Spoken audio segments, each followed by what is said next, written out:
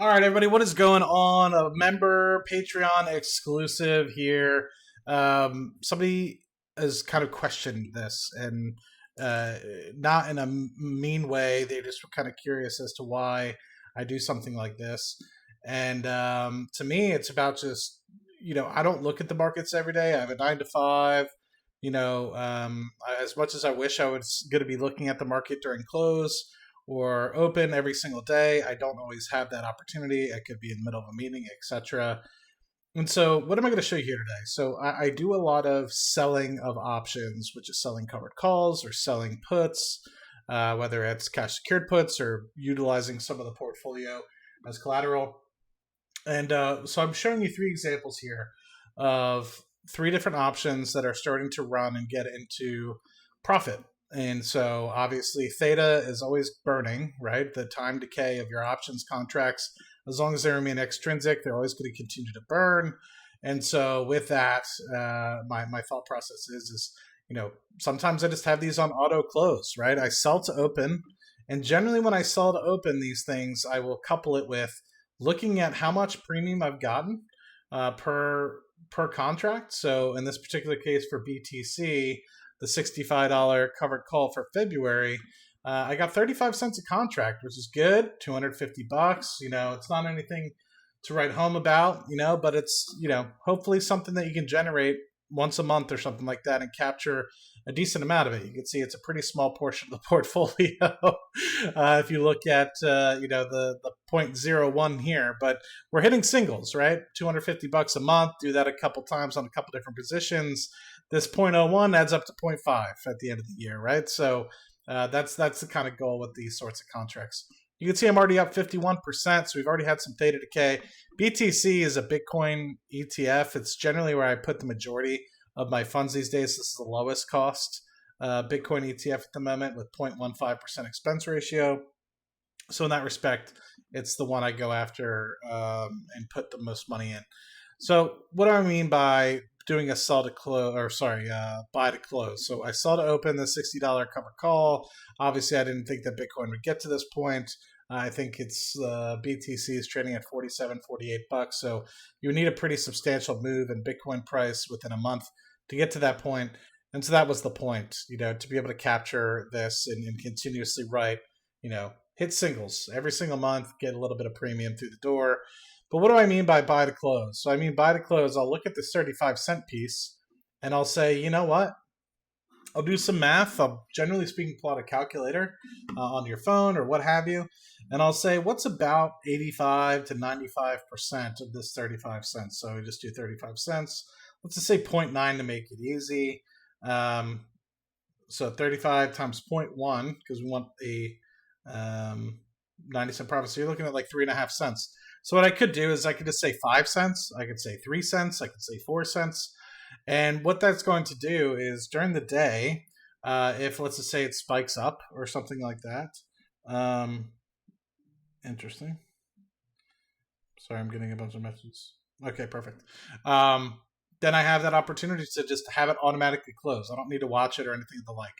And the reason why I do this is because sometimes it's hard to keep track of every single thing that's going on in the portfolio. Sometimes it's hard to be able to legitimately go in there, know exactly where all your positions are, where every stock is, etc.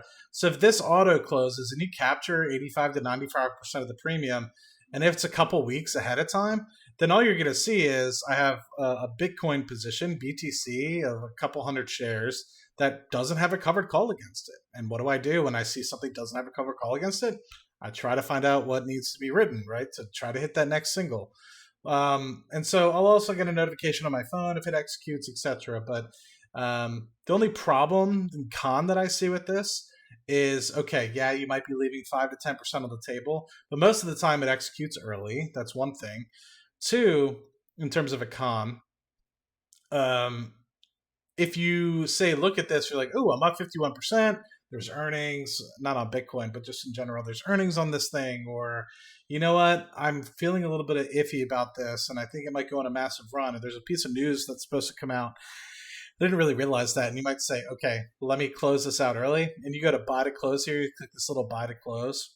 it's going to give you an error message because you already have an existing order sitting there, right? And so kind of keep that in mind. And it's kind of like annoying, but at the same time, to me, majority of the time, these things will close themselves out before I even realize it.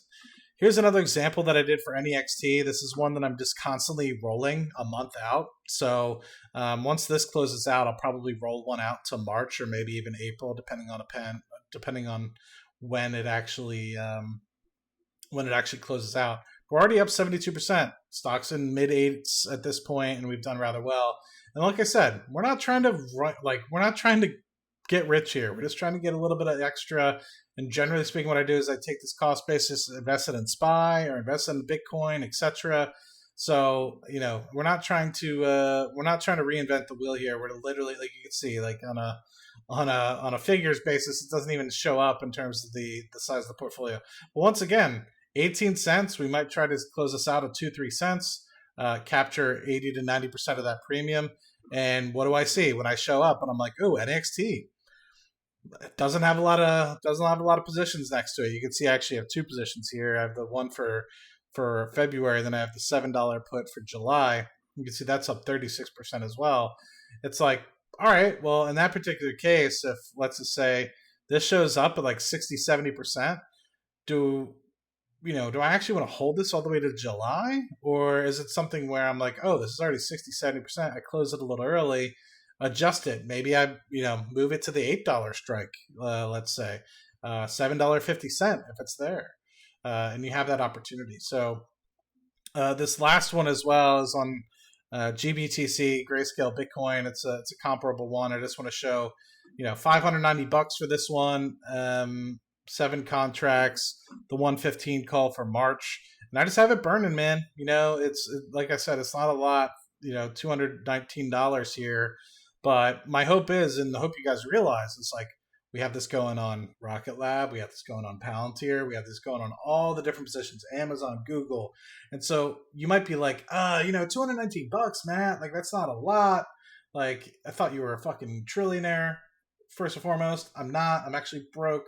Second, you do this on 5-10 positions a month, and you added $100 a month times 20 positions or something like that, or 20 times that you're doing it. Then, you're looking at $1,000 to $2,000 a month, and plus there's some riskier stuff that I'm not showing you here. But these are actually, believe it or not, all covered calls. I thought, no, these are puts. Sorry, But yeah, I mean, it just goes to show you, like, we're trying to hit singles here. We're not trying to get too crazy. We're not trying to go in the money with any of this crap. We're literally just letting theta do its thing. We were literally just hoping for a fact that at this 84 cents, I might put this at 10 cents or something like that. And the hope is just 2.1. Yeah, I might put it at 10 cents. 8 cents is where you get 90% of your profit. So to me, it's like, if you have the opportunity within some time to capture this at 80-90% profit and roll it a month out, keep that theta decay going, because if you're just sitting on it, you're literally just at that point, only going to be able to capture that last little bit, and that's really not going to help you. And another thing where this helps is I was actually fortunate that this happened. Is I was actually sitting on SMCI just last week, and let me just double check that I'm sharing my screen. Okay, I was on SMCI just last week on Friday, and this thing started moving like really, really high, and I was really excited. I had a $30.50 puts. This is no joke, $30.50 puts. In the morning, I was like, all right, I got to roll these things, and then I started to see this movement. And I was like, damn. So I was like, let me see how this plays out. And I said, I know I'm free in the afternoon. Fridays I work from home, so I have a little bit more leniency to look at stocks.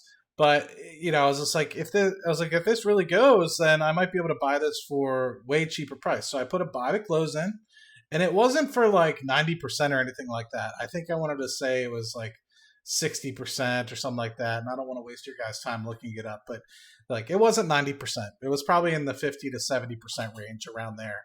And what did it do? It executed. And what did end up happening? Well, we closed below $30.50, right? It started trailing down, down, down. We actually got back to 28 bucks. And so it allows you to take advantage of the volatility within the day as well if you have these buy to close orders sitting there ready. So just some food for thought for people that might potentially be newer to the game, don't necessarily have that experience as of yet. It's okay to leave 10% on the table, right? 90% is almost as good as 100% in my mind. And if you have no risk, right? 90% with zero risk of it turning the other way or anything like that, beautiful. I much would rather have that. And also, this allows you to not get caught with your pants down, because let's just say it's a Friday evening and Bitcoin decides to go absolutely to zero. In a particular NEXT, the announcement of the EIS not occurring or something like that, and the stock drops to 6 after hours. Well, next thing you know, you're going to be put these shares, even though you're like, oh crap, right? Like I thought I was out of the money. So to me, it's almost worth just giving up a penny, 2 pennies, etc., just to get zero risk and make sure for guaranteed that you have zero risk on the table. To me, I'd much rather give up 4 or 5% of this entire contract. Only show up with 90, 95% profit and guarantee that I have zero risk at the end of the day, than sit overnight and be sweating because of something, right? It's not worth my sleep, trust me. So hope this one helps. It's a shorter one, but it ended up being 11 minutes, but hopefully this is really useful for you guys, and you learned something new. So talk to you guys soon. Cheers.